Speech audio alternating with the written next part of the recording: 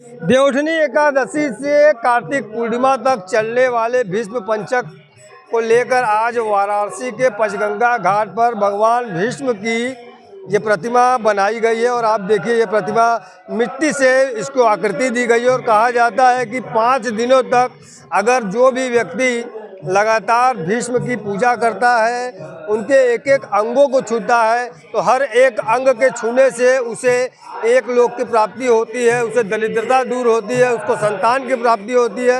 यही वजह है कि पंचगंगा घाट पर 5 दिनों तक भीष्म पंचक यहाँ बनाकर लोग पूजा अर्चना करते हैं।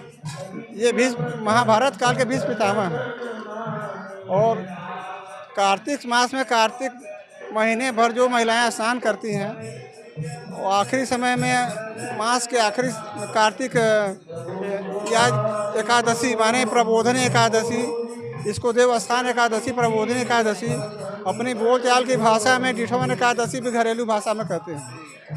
और आज पंचांग का मतलब ये होता है कि 5 दिन स्नान का बड़ा महत्व है। आजकल धर्म कर्म पर ध्यान न देते हुए लोग घर में बैठ कर के मोबाइल पर ज़्यादा ध्यान देते हैं।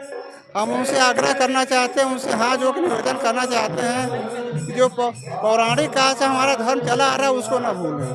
और अलग अलग अंगों को छूने का क्या महत्व है बताएंगे तो उसको न भूलें। और आह्वान करना चाहते हैं कि आ करके कम से कम महीने भर स्नान नहीं कर सकते तो पंचांग का स्नान जरूर करें। प्रबोधनी एकादशी से कार्तिक पूर्णिमा तक स्नान करें। स्नान करने से उनका पूरे महीने का फल मिल जाता है। अच्छा, और जो महिलाएं स्नान नहीं करती हैं, प्रबोधनी एकादशी से कार्तिक पूर्णिमा तक स्नान करने से उनको भीम बाबा का आशीर्वाद, विशेष आशीर्वाद मिलता है। पूर्ण फल, महीने भर का पूर्ण फल मिलता है।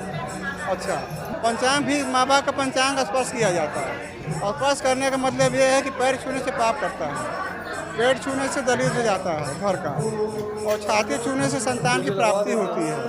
हाथ छू करके भीम बाबा को दान दक्षिणा दिया जाता है, और सर छूने से बैकुंठ की प्राप्ति होती है आखिरी समय। इनका यही बड़ा महत्व है।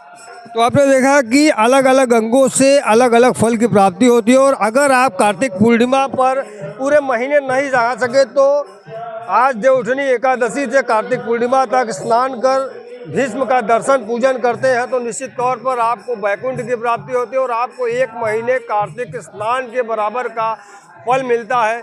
तो पंचगंगा घाट पर आकर आप भी 5 दिनों तक स्नान जरूर करें। हर हर महादेव।